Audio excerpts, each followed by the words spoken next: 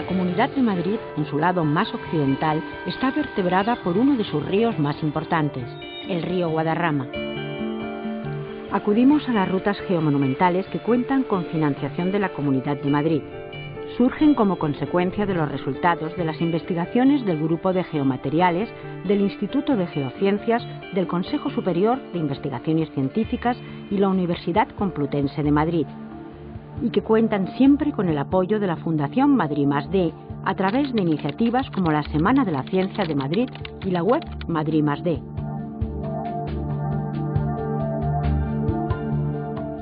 Una de estas rutas nos guía hasta el Parque Regional del Curso Medio del río Guadarrama y su entorno, protegido por su interés medioambiental y, en este caso, por rodear a 5 puentes herederos de la ciencia que construye Madrid. 5 puentes que constituyen el valor histórico de una época en la que las comunicaciones contribuyeron a crear la capitalidad madrileña. Las rutas geomonumentales es un proyecto o una idea que surge dentro del Grupo de Petrología Aplicada, Grupo de Petrología Aplicada a la Conservación del Patrimonio del Instituto de Geociencias, y entonces este grupo está integrado fundamentalmente por geólogos, y nosotros lo que hacemos es estudiar el deterioro o los materiales que configuran el patrimonio arquitectónico, sobre todo de la Comunidad de Madrid, pues porque estamos ubicados en la Comunidad de Madrid. Desde el conocimiento geológico, hacer ver que los edificios son materiales y son personas que lo construyen, no solamente es el Estado o la Iglesia, el rey, que con el dinero mandan construir un edificio en una determinada época y bajo el patrocinio, o se puede decir, arquitectónico de la época. También es dar a conocer que los materiales de construcción tradicionales jugaron un papel muy importante.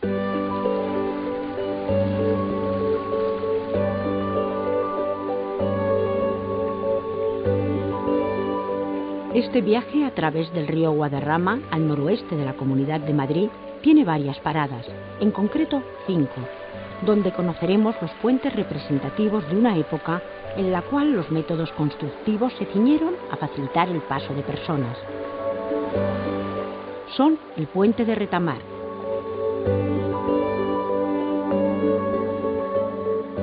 el de Herrera, Alcanzorla,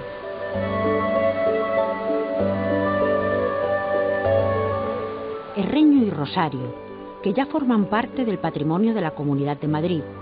Hay quien dice que son los más olvidados de tan usados por todos los ciudadanos. Precisamente el puente suele ser un indicador, como otras cosas, suele ser un indicador de civilización. Cuando más grado de civilización hay, mayores, pues más puentes se hacen. O sea, las vías de comunicación, como tenemos el ejemplo paradigmático de Roma, ¿no? Pues son, o en la Edad Media también, a partir del románico, son un fiel del grado de desarrollo de una sociedad, ¿no? Entonces, no es casual que sea, por un lado, el siglo XVI, la época del Renacimiento, una época de esplendor, y luego el siglo XVIII, que es la época de recuperación a partir de los Borbones, cuando se desarrolla más precisamente esta construcción de puentes, ligada por supuesto al trazado de caminos y al mundo de las comunicaciones en general, ¿no? La corriente del río Guadarrama nos lleva, después de sortear la zona más agreste, a la primera parada, en la localidad de Las Rozas, donde se ha acotado una zona recreativa alrededor del puente de Retamar.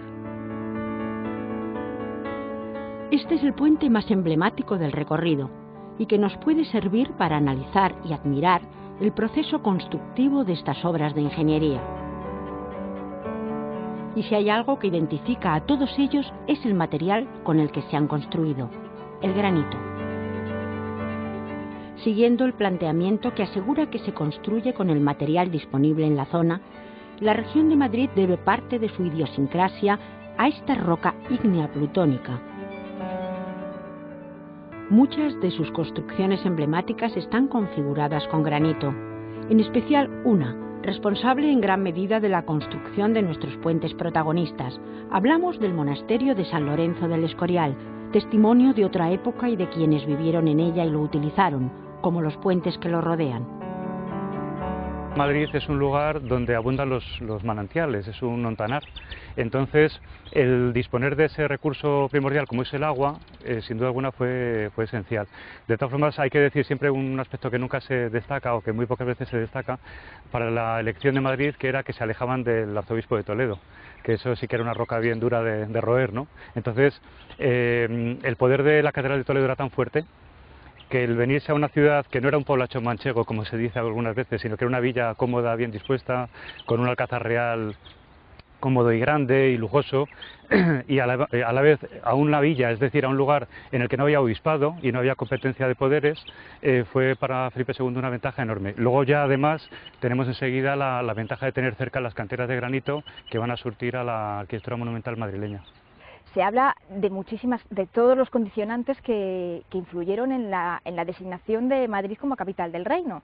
Pues aparte de todos los factores religiosos, económicos, históricos o estratégicos que pudieran interesar, pues también la existencia de todas esas canteras y toda esa actividad extractiva que había, todo ese conocimiento del tratamiento de la piedra, pues fue un factor esencial para poder levantar una nueva ciudad como iba a ser la capital del reino, ¿no? Se construyeron varios puentes para facilitar los accesos al monasterio. Sin duda, el granito permitió la tarea. Por sencillos que sean, requieren un trabajo de ingeniería, máxime en zonas de cursos fluviales con grandes cambios en el volumen de su caudal, como es el caso del río Guadarrama. El granito es una roca magnífica para la sustentación de cualquier tipo de estructura, pues tiene una elevada resistencia a la compresión. Además, es impermeable, lo que la convierte en idónea para construcciones en contacto con agua por periodos prolongados.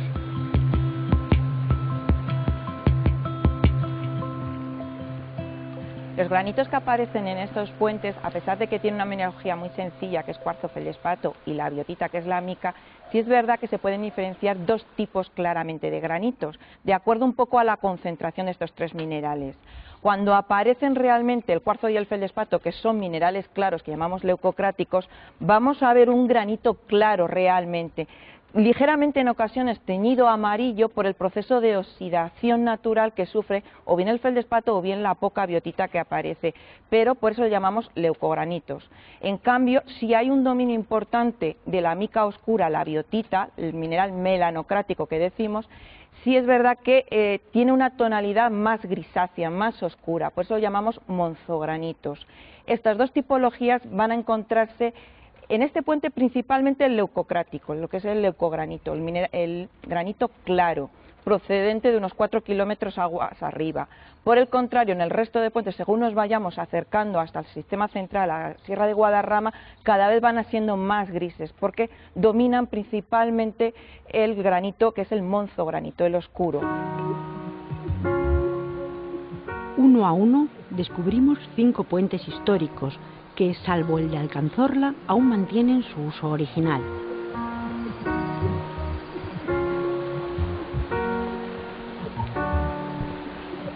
Primera parada, Puente de Retamar. Como ya se ha mencionado, su construcción en granito es fundamental para soportar todo su tamaño. De ahí los potentes tajamares. De fácil acceso, aún soporta tráfico rodado que, aunque escaso, es continuo y apenas sin restricciones. Se aprovechó la infraestructura de un puente anterior y formó parte de la carretera de Galapagar al Escorial. En él se distinguen 3 tipos de granitos, 2 originales y otro posterior, y la coloración dorada que sufre esta piedra principalmente debida a la oxidación de sus minerales. Como se puede observar, mantiene un buen estado de conservación a pesar de la acción antrópica ya eliminada y la colonización biológica presente en todos los puentes en mayor o menor medida. Se observan eflorescencias salinas, descamados y grietas y fisuras. Además, sigilosos vecinos cazadores que han hecho del puente de Retamar su pequeña o gran casa.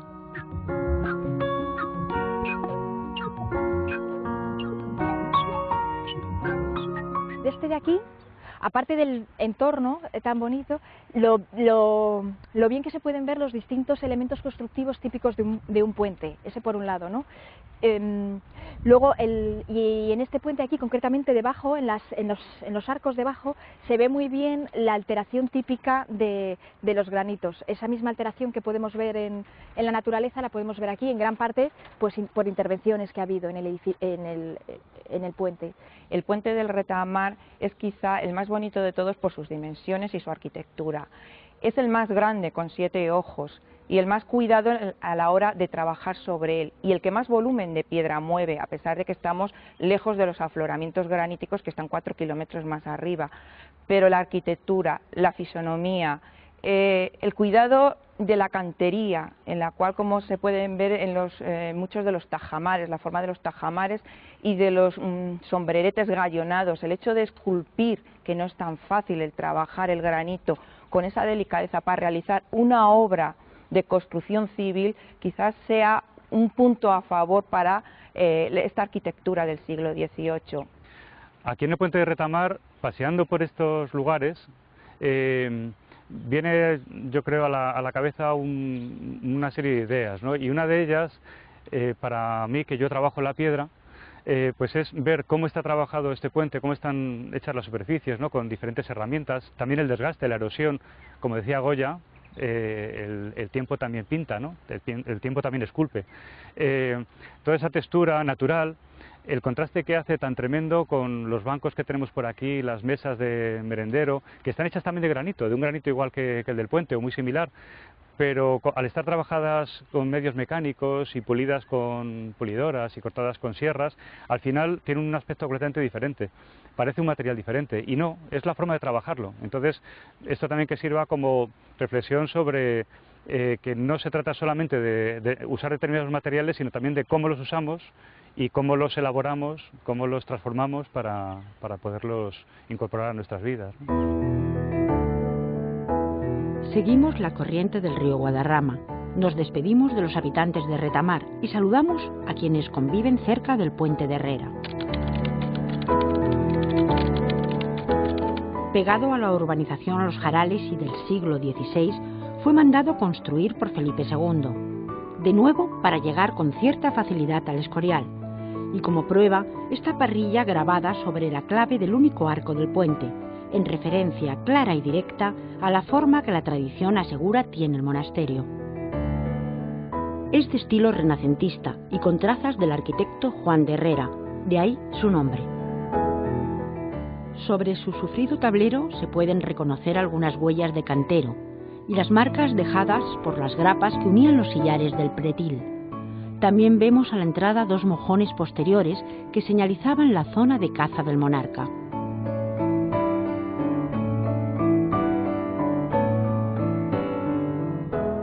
Varias reformas posteriores relacionadas con la carretera Torrelodones-Galapagar provocaron la pérdida de los desagües originales y el compactado con cemento de mortero. El crecimiento de vegetación es el mayor problema al que se enfrenta el puente, ya que dificulta en exceso su contemplación. Incluso por encima del tablero emergen hierbas entrometidas. En el de Herrera pues es muy interesante, hay marcas de canteros que se pueden ver, el pavimento original del puente con losas de granito muy grandes también es interesante de ver, y cómo las grapas originales que ahora ya no están, ¿no? Pero sí que queda la marca perfectamente, esas grapas que unían las piezas que configuran el pretil del puente, pues es interesante de verlo. En el puente de Alcanzorla destacar sobre todo también el entorno, el precioso entorno que hay, y que podemos ver cómo a partir de las propias fisuras del granito que está justo al lado del puente se extrajo pues sillares para construir el puente. El de Alcanzorla es el siguiente, y quizá el más particular. Se cree que pertenece a la época árabe y que servía para unir atalayas de vigilancia. Con un poco de imaginación podemos visualizar cómo fue en su época útil, gracias a la hilera de bloques de granito que aún se conserva.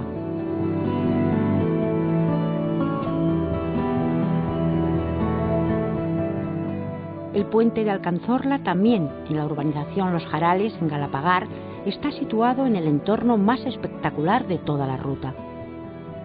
En este caso, Es sencillo distinguir la cantera de donde se extrajeron los granitos usados, porque está justo ahí. De hecho, si el visitante se fija bien, puede apreciar los cortes de cantero que en su día se dieron. Abundan por todo el entorno del puente.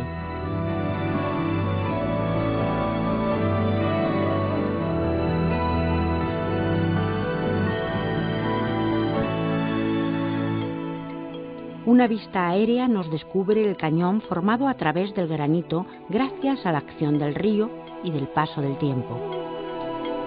Lo poco que queda de este puente es suficiente para adivinar un zócalo construido con mampuestos graníticos rejuntados con mortero de cal, en el que conviven hasta 3 tipos de granito. El estado de conservación es especialmente precario. Solo queda el ojo, aunque eso sí, en muy buen estado gracias a óptimas intervenciones. La colonización biológica es evidente, especialmente en las zonas de mortero, y si la naturaleza sigue su curso sin intervención humana, será muy difícil incluso observarlo a simple vista. Solamente queda un arco, lo que es la parte del intradós, que está consolidado en la actualidad, pero es quizá un poco también el conjunto del entorno en el que se encuentra el que hace que este resquicio tenga una gran belleza a nivel del todo el entorno.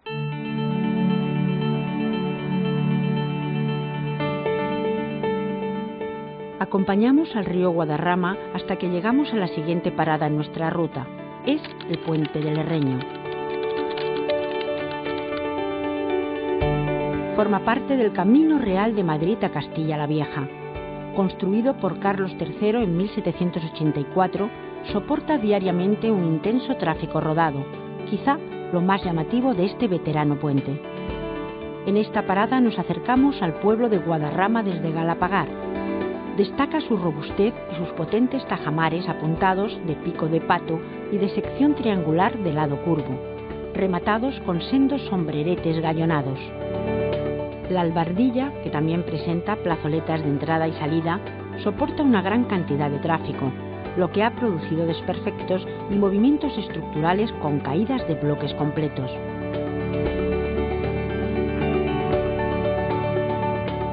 La acción vandálica muy presente aquí y la colonización biológica se unen a los principales problemas a los que se enfrenta el puente de Herreño. De nuevo, los descamados con variaciones de color del granito son evidentes. El entorno de una vegetación intensa aguas abajo compone un estupendo ambiente por un lado, pero un problema para la visualización del puente por el otro. Quizá el menos visible de todos sea el puente Herreño. El puente Herreño se encuentra directamente en la carretera, en la 510 del Escorial. Entonces queda ahí como cubierto por el tránsito por encima de una circulación muy intensa y es el gran desconocido.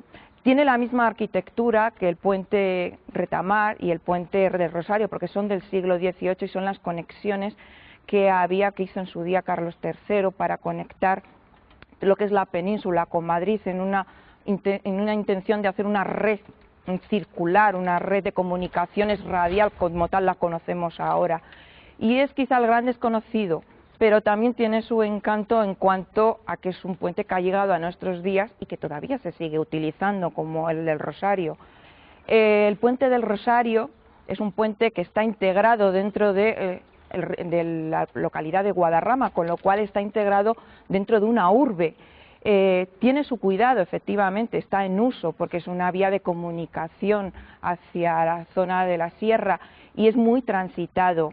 Pequeñito, pero también está cuidado y tiene una fisonomía muy característica.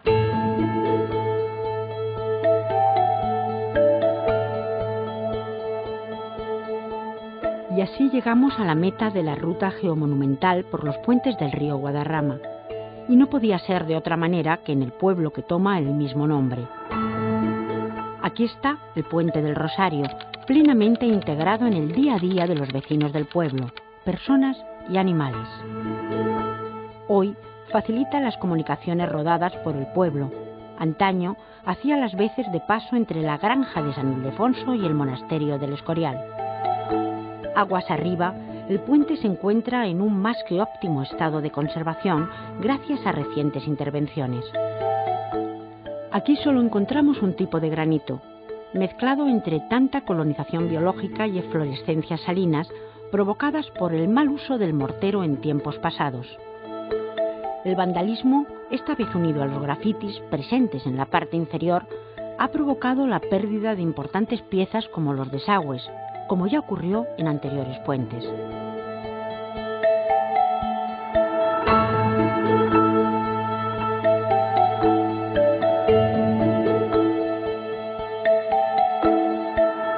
Los tajamares, expectantes ante posibles subidas del cauce, son pequeños, apuntados y triangulares de lado curvo, con sombreretes gallonados.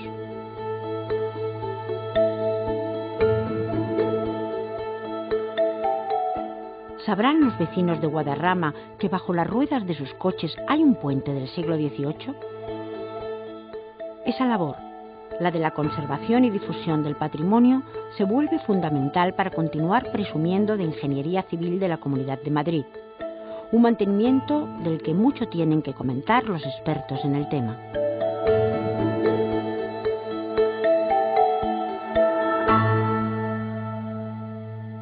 Nosotros cuando estudiamos un edificio, lo que estudiamos son los materiales que configuran ese edificio, tenemos una cosa muy en cuenta siempre, es que el edificio funciona como un todo y el material en ese edificio funciona como un todo, ¿no?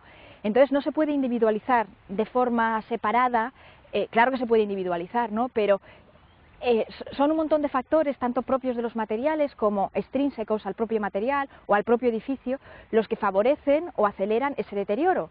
Entonces, no podemos asignar una forma de deterioro o una patología que vemos en un edificio a una sola causa, ¿no? Hay que atender pues al conjunto, ¿no? Porque eso, simplemente en un edificio la roca está sometida a unos esfuerzos de compresión y de soporte, de estructurales, digamos, que ya de alguna manera, aunque sea un material bueno y resistente, pues le debilitan, ¿no? Y luego encima, si tú configuras los materiales pétreos se alteran en la naturaleza, podemos ver la meteorización de las rocas tal cual, por efecto de los agentes atmosféricos, ¿no? Bueno, pues eso mismo lo podemos trasladar a un edificio. ¿Qué pasa? Que en un edificio, pues como os decía, hay muchos más factores, aparte de la meteorización. El agua sigue actuando sobre los edificios, sobre la piedra en el edificio, ¿no? Entonces, pues lo que os comentaba, atender a un montón de causas que son las que favorecen el deterioro. Y luego, si estamos en edificios que están en ambientes urbanos, pues bueno, el tema de la contaminación pues es un factor aparte, digamos, que aquí gracias a Dios en estos puentes no tenemos, ¿no? Es inevitable las intervenciones en ciertos puntos para paliar ciertos problemas. En consecuencia, sobre todo, el hecho de que las juntas se vayan abriendo entre los sillares. Eso, como puede provocar, como he dicho anteriormente, la desestabilización de toda la estructura, es necesario rellenarlas. La intervención en la última década del siglo XX con el empleo del cemento quizá no ha sido el método más adecuado, porque el empleo del cemento, al ser un material excesivamente rígido o fragua, lo que provoca no solamente es un aporte de sales que deterioran visualmente y estructuralmente toda la superficie del sillar, sino que incluso pueden abrir más las juntas de estos sillares, separándolos consecutivamente y estructuralmente, poniéndolos en peligro en ese momento.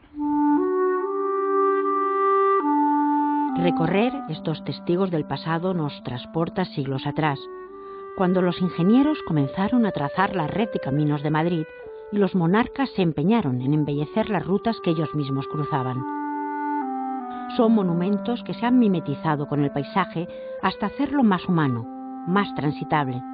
Y de tan humano, la expansión de las urbanizaciones provoca que en algunos casos apenas haya unos metros de separación entre estas pruebas del pasado y construcciones mucho más recientes, incluso cubriendo aquello que fue la cantera de donde se extrajo el granito necesario para ver crecer a estos puentes.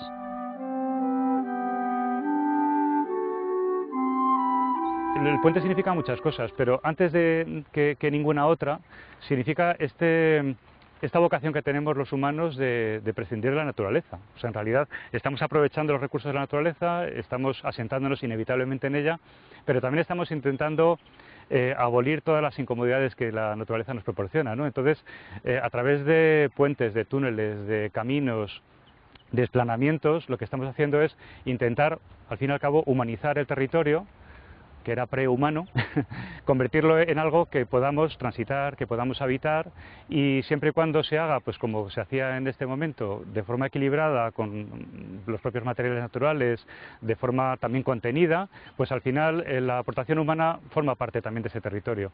Lo malo es lo que estamos haciendo hoy en día, ¿no? Que es hacer tabla rasa, precisamente para que ya la naturaleza no nos incomode en nada, aunque luego la reservemos en algunos puntos por ahí aislados, para prescindir de ella, para tener una vida completamente hecha a sus espaldas.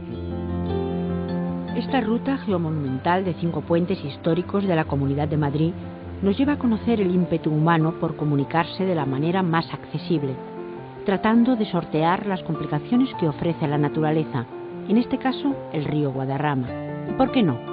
Ser testigos del resultado de aquellos que levantaron algunos de los más bellos ejemplos de la ingeniería civil en la Comunidad de Madrid.